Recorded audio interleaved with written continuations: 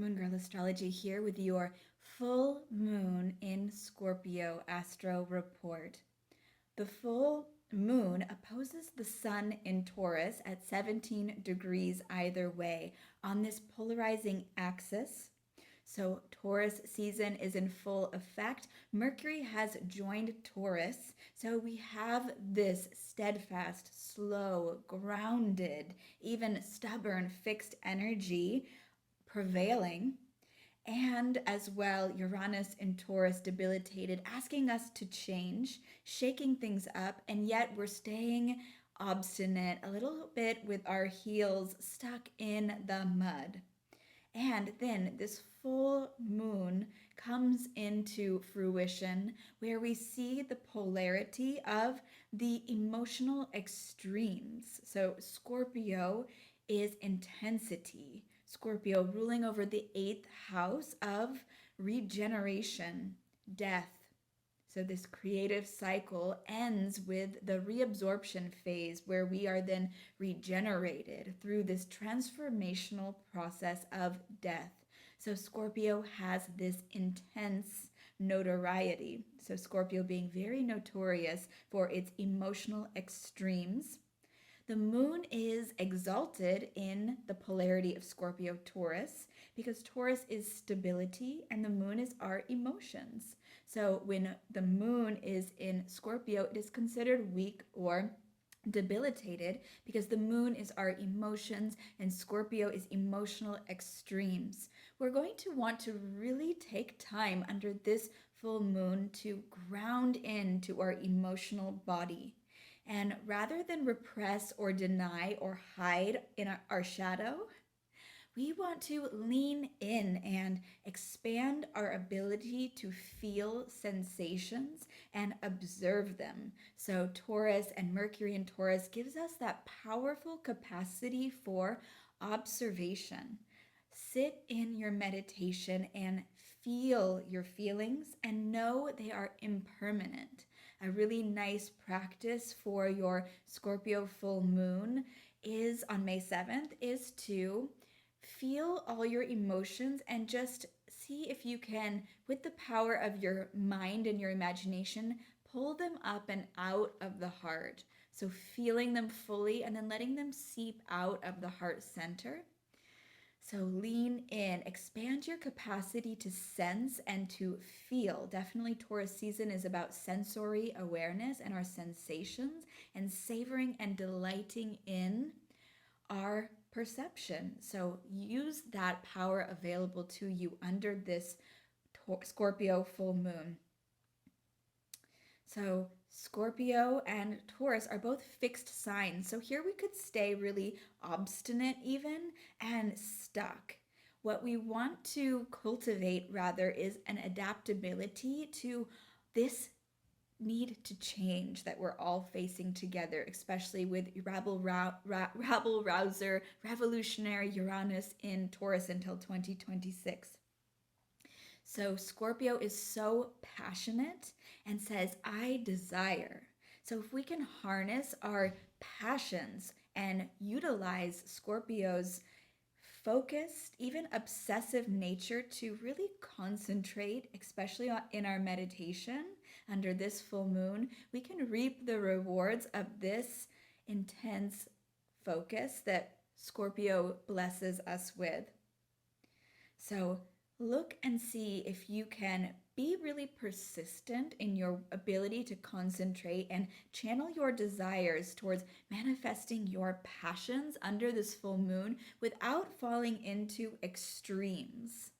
So seeking external validation through extreme behavior is something we really want to notice. Where do you go out on extreme ledges to be externally validated or to give voice to something that you've put in your shadow and is unintegrated? So Scorpio is definitely ruling over that deeper psyche and the shadow aspect. Our shadow are the hidden aspects of self, which can manifest as blocks. So as children, we witnessed what was acceptable and what was not, which parts of ourselves would be loved and embraced, and which parts of ourselves would not be appreciated. So we blocked and hid our authentic selves often and put it in our shadow. So as children witnessing shame, people being shamed or you being shamed for certain behavior or pain or trauma, then this can manifest as our shadow self, hidden aspects of self that we've rejected and hidden in our shadow. So we want to reclaim these hidden aspects of self and reintegrate them. So this integration process is so key under this full moon. Notice which parts of yourself you're hiding. And this is where astrology can be such a powerful tool for self-reflection. I know I have become so much more aware of parts of myself that I didn't feel comfortable expressing and were really inhibiting or blocking me in the past through analyzing my natal chart. So definitely reach out to me to book your super affordable natal chart reading. I have a pandemic price for you of just $44 only for the next month. Most astrologers' readings are some $200, so this is really unheard of, and I invite you to take advantage of this powerful opportunity for introspection and self-reflection through your natal chart. So where is this lunation happening in your birth chart, which is your cosmic fingerprint? So Scorpio is fixed, feminine, water. So emotions, imagination, creativity. We might even have some psychic revelations under this full moon, especially for my fellow water signs out there. Scorpio is ruled by Pluto, the lord of the underworld, who will be in the beginning of its retrograde. Pluto has gone retrograde as of April 25th at 25 degrees of Capricorn, and it moves forward at just 22 degrees of Capricorn on October 4th. So you can see how the slowest moving planet does deep unearthing and due diligence to excavate our hidden aspects of self over a specific terrain. So Pluto being a generational outer planet, it has an effect on the totality and the group and the collective, and on the individual only when in particular it highlights or activates planets that you have at 25, 24, 23, 22 degrees of Capricorn. So do you have any natal planets at these degrees of Capricorn? You can anticipate then a powerful transformation and opportunity to reiteratively review and reclaim, to reintegrate your shadow. Of course, those retrogrades are all about those re-words.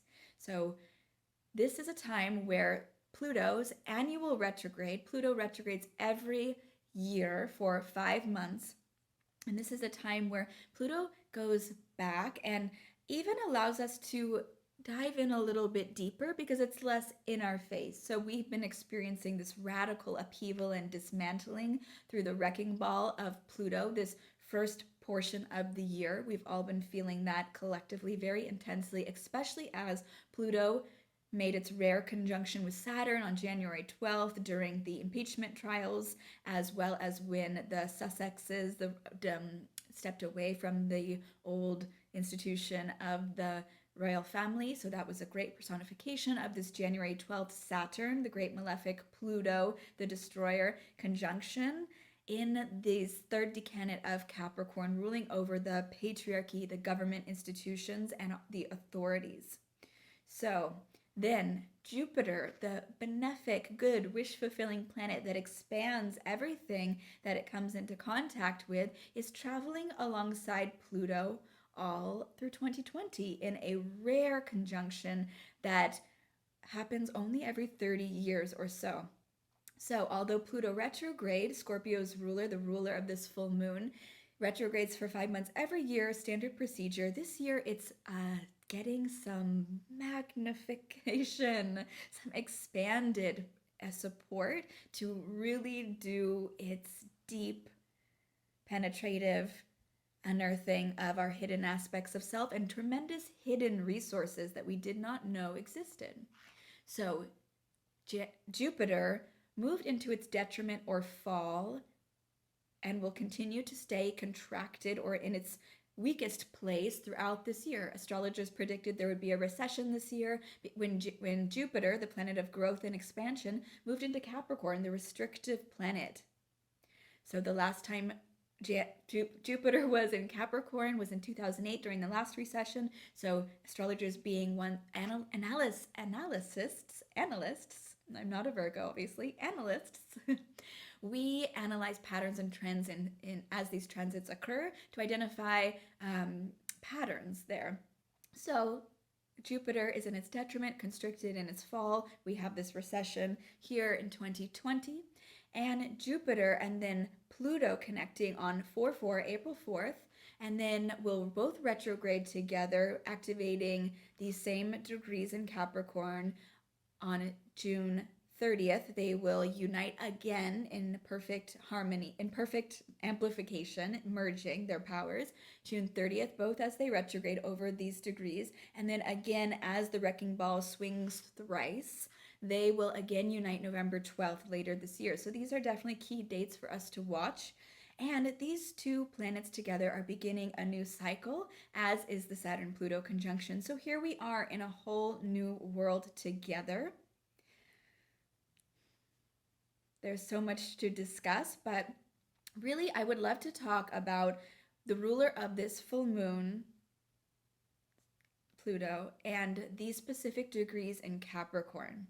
So I want to read to you the inside degrees that Pluto will be traversing during this time. So Pluto stationed retrograde on the 25th at 25 degrees of Capricorn, just dipping its toe in, and would only be there for 3 days. And usually each degree, Pluto really spends a lot of time churning up and wrecking and destroying to be dismantled for our ultimate enlightenment. And in this case, to rebuild our governments, economics, and institutions and shift them, particularly as the South Node finishes its tour in Capricorn, shifting our collective destiny away from the patriarchy. So this is so interesting. Considering current times, we are in a global pandemic. The CDC and World Health Organization have asked us to wear masks, and especially in specific areas where social distancing, Aquarius, Saturn in Aquarius is harder to practice. Those masks are being asked to wear, and I find it so interesting that Pluto is beginning its retrograde at 25 degrees of Capricorn, and that the inside degrees here speak specifically to this phenomena. So listen as I read to you this very poignant inside degree that sets in motion this retrograde cycle that is so significant due to these activations and conjunctions with our powerhouse planets, Saturn and Jupiter. So 25 degrees of Capricorn, a woman wearing a mask out of butterfly wings. So I'll read the explanation, but just to imagine that this Pluto is activating this 25 degrees of Capricorn, the side of the patriarch, and here we have a woman wearing a mask made out of butterfly wings. That butterfly, that metamorphosis, right? So that transformation of the butterfly. Think of the butterfly's process from the caterpillar, like liquefying itself and then completely being reborn. I think that's such powerful imagery to work with. So here we are, wrapped about in customary trappings. So Capricorn being old school, traditional, customary trappings. Made to look and act the part superbly. So Capricorn likes to perform and can be perfectionistic because it's seeking that public recognition, right? It's status oriented. Programmed to do everything on cue.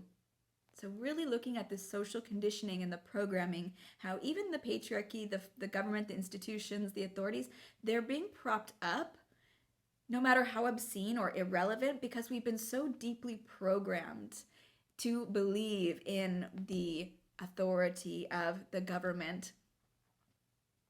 Not to get your anarchic undercurrents stirring, but Saturn, the ruler of Capricorn, is in Aquarius. taking yourself in hand and subordinating all other factors to your ambition, power, and worldly position. In a premeditated, systematic, super orderly fashion, fitting the role.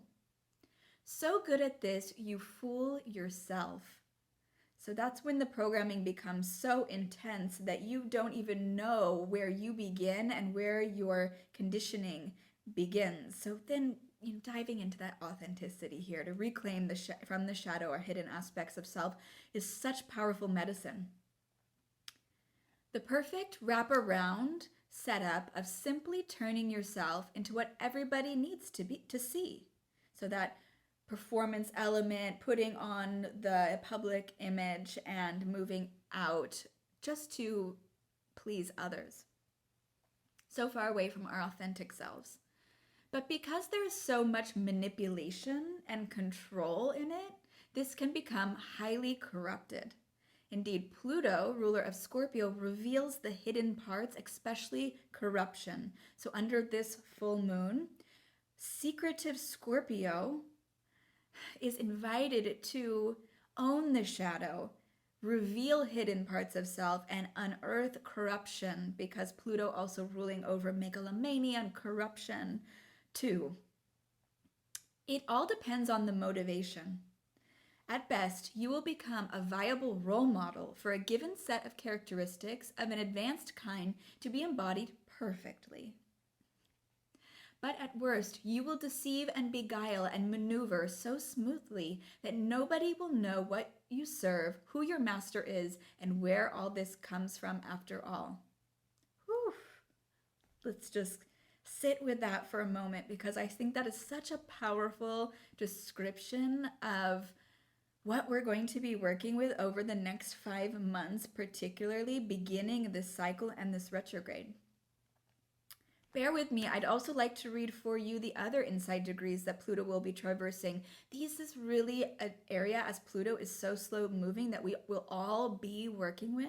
And under this full moon, it can really support us to take our power back, reclaim our authentic voice, see where we're being programmed, and come into that metamorphosis so we can be reborn on the other side of this, and even under this full moon.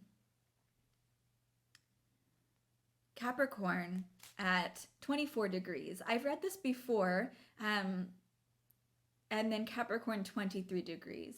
Capricorn 24 degrees, stalactites and stalagmites almost grown together. So those resources under earth, even here, that we can see. The unearthing of tremendous hidden resources that we've been seeing through the Jupiter-Pluto conjunction, that are manifesting through the trillion-dollar, billion-dollar stimulus packages that are all of a sudden being found and unearthed and created to uphold and prop up the old school system that may even be outdated.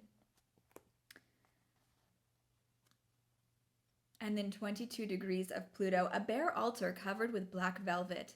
Death is a force that brings into earth something from beyond, and this something is the X factor in the human equation. Your own previous deaths as major signposts, which hold you to your noblest and most surrendered ways of being. Mortality has spoken. Immortality arises from the ashes. A threshold awareness that hugs the edge between the worlds and bows before a God who presides over the living and the dead. You stride across worlds, in tune with myriad frequencies, and are quite able to make way for the unknown. The infinite, the other side of life, a fiercely held intention to bow before what truly is and fall for nothing less, no matter how attractive or appealing. Whew, intense, right? So that speaks to Pluto being the ruler of death, and under this Scorpio full moon as well, us facing our eternal spirit, that we are truly eternal beings. And the more we can come into contact with and touch that eternal part of ourselves that never dies, the more courage we have to face the natural cycles of creation, which includes reabsorption and death. This regenerative cycle that Scorpio rules over and that Pluto certainly rules over as well. That is extremely powerful, and we'll be revisiting that as well. I'm offering extra support in my Patreon to dive deeper into this work together also. I have a yogic embodiment practice for this full moon in Scorpio, too, in my Moon Goddess membership. So definitely reach out to me over there and let me know in the comments if you would like more support with this powerful concept.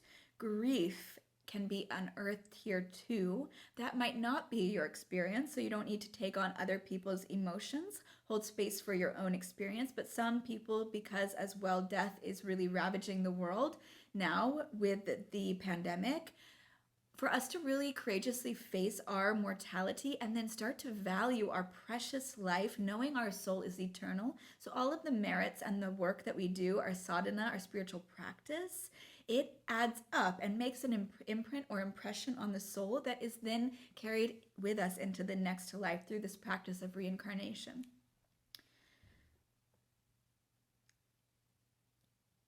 So this is a powerful degree, Capricorn, 22 degrees. So Pluto will retrograde and then begin again and come over this terrain. So we're going to be really diving deep through these degrees. The Sabian symbol for these degrees, I will read a few to you as well. So 24 degrees of Capricorn, a woman entering a convent. Those who choose to pursue a life of God are supported by the community. Allowing yourself to be supported by the community, and especially as you do the deeper spiritual work here. 23 degrees. 2 awards for bravery in war. Society's duty toward the individual. The service to the collective will be rewarded in time. So be brave, and Capricorn is all about taking radical responsibility, showing up to be the patriarch in a good way that is healing the toxic masculine, right? So that the bravery to show up, to participate in society here will be rewarded. 22 degrees of Capricorn, a general accepting defeat gracefully, high character person finding the silver lining, turning a setback into a reward or an opportunity. Grace. How to be in grace when you are not the victor, when you are not winning, when you have to accept defeat. So doing so with honor. I think that's a beautiful word for Capricorn. Honor, pragmatism, and then finding the silver lining. So honoring your story and diving into your rock bottoms to mining the rock bottoms, the pain, the suffering, the shadow for the gold, and then reclaiming, reintegrating, owning your story because it becomes your credential. Beautiful. Specifically for this Scorpio full moon, there is tension between Scorpio's secondary ruler, Mars. So Mars, warrior Mars, is the secondary or sub-ruler of Scorpio. And Mars is feeling tension and facing off with this full moon, both the sun, the moon, as well as Mercury. Mercury is still conjunct the sun here in Taurus. So we are close-minded, parochial, narrow-minded, provincial in our thinking. So there is a tendency here with this Mercury in Taurus to be very methodical, repetitive, and redundant, and to be fixed and stubborn. Both Taurus and Scorpio being fixed signs can be obstinate or stubborn, yet very determined and persistent. But with Mars here throwing a strenuous eye, a gaze, its drishti, over at Taurus and Scorpio, these fixed signs, there's a catalyst to change. Squares create tension, which makes us move. We have to overcome the obstacle and overcome the hurdle there. So how can you express your unconventional ideas, unconventional desires rather, with Mars? Mars being in Aquarius here, the futuristic progressive sign of Aquarius, who's throwing a tense eye over at these fixed signs that can be dogmatic. Aquarius is also fixed. So this is a lot of fixed energy here. Wow, because the sun, the moon, Mercury, and Mars are all in fixed signs. Yet Uranus debilitated in Taurus isn't going to let us stay that way, that electrifying, shocking sudden energy. So there is definitely tension around aligning with our true authentic values and letting them be the pillars of our home that bring us tremendous sense of stability and needing to adapt and change. I can see this particularly manifesting as the banks, because Taurus, of course, rules over money and is really that conventional banker, nostalgic banker who doesn't want to change its ways. I can see that really being an issue under this full moon, especially as you see the tremendous unearthing of hidden resources with these huge stimulus packages being distributed in this crony old fashion and also unwilling to change its old ways of thinking and adapt to the new world that we are definitely finding ourselves with, this age of Aquarius especially being activated as Saturn is at 0 degrees of Aquarius, 1 degree of Aquarius under the full moon. Let's back up and come home to this beautiful full moon in Scorpio without future casting too much. Under this full moon, find emotional stability and groundedness. Align with your authentic values and your authentic voice and be open to change, to seeing things differently. Become aware of these hidden aspects of self. We have the mutability now of, at this time, under this full moon, the nodal axis has shifted. So this is a huge shift in our collective destiny from 2 years of hard work, or about 2 years, with the South Node moving out of the patriarch, the father, the ancestral karma, and into the embracing the divine feminine in Cancer, the divine feminine rising at the end of this 2 years of a collective destiny, moving out of our comfort zone under the umbrella of the patriarchy and into the maternal lineage. We end up back home, forced home. So that is the perfect personification of the North Node in Cancer. Cancer ruling over the home, the maternal lineage, the mother.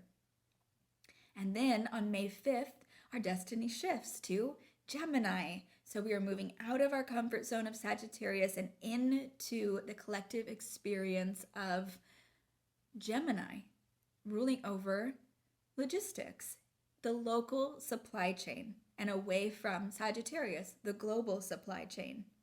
So this is mutable energy that we need to embrace. By the new moon in Gemini later this month, there will be so much mutable energy in the sky, and Gemini is going to be coming out strong. So under this full moon, see if you can also work with Venus retrograde in Gemini. So although Mars, the masculine, and Venus, the feminine, have been in supreme harmony for quite some time now, working together to build relationships, knowing that that is what's going to get us through these challenges, is the intimacy of our personal relationships. Venus will be retrograde like Inanna, traversing into the underworld, making 7 offerings through the 7 chakras at the 7 gateways to totally strip herself bare by the end of her descent as the morning star. Venus, goddess of abundance, relationships, beauty, who wants harmony in all things, the diplomatic social Venus, is reviewing, reworking through, reiterating, rejuvenating, reassessing her relationships and also her money and finance and her perceived value of things, how she values things and places value. In the sign of Gemini, with the North Node in Gemini, moving into Gemini season, the new moon in Gemini, when Mercury will be in Gemini. So just tapping into, under this full moon in Scorpio, with this emotional intensity and all this fixed energy, see if you can lean into what wants to happen. What little whispers is Venus retrograde in Gemini, one of our big important retrogrades this year, biannual retrograde. See what she wants to tell you. this divine feminine essence expressing itself through Gemini. Well, she wants versatility, she wants to communicate, she wants to talk, and she wants to have a meaningful, engaged conversation with her neighbors and her local community. So this is about day-to-day interactions with others. Whereas we're really seeing, we're starting to actually value and appreciate those workers who are maintaining our local supply chain, those delivery people. When the coffee shops open again, really start to engage and respect and appreciate your interaction with your barista. We're going to start to really value what's here and now with our local community dynamic of Gemini. We're going to be asked to learn how to listen truly and be open-minded and wanting to change our minds, because it makes life more interesting, especially over these next 2 years after we move out of our comfort zone, potentially being self-righteous in Sagittarius. We're going to have some eclipses activated in Sagittarius in June 5th. And this is going to be an opportunity to move away from that self-righteous truth seeking higher education and international, global, cosmopolitan selves, and really start to place value on our local communities. And also looking at this powerful Taurus energy now, start to get that CSA, that community supported agriculture plot. Taurus rules over farming and agriculture. Start to find your local co-op. Start to build your own garden. That is going to be where the revolution happens. It's in the garden.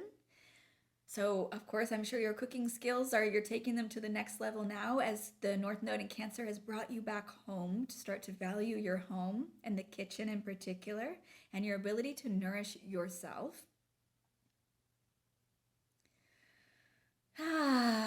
So definitely start to build your victory garden organically. Get your plot at the local community garden and share your vegetables with your neighbors. Start to build relationships with those people in your immediate environment.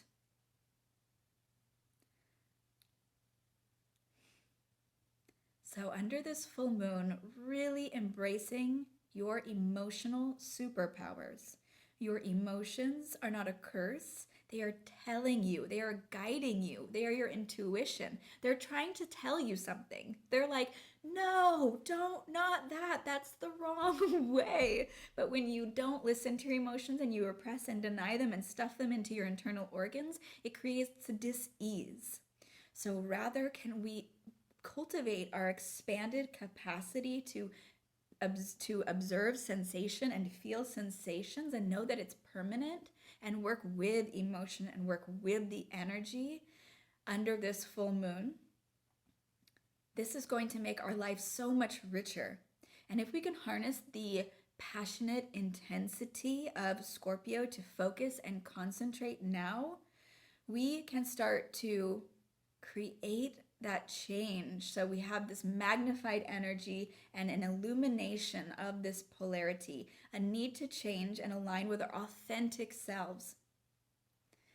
Definitely check out my Patreon for increased support. Book in a reading with me at moongirlastrology.com. So it's patreon.com/moongirlastrology.com.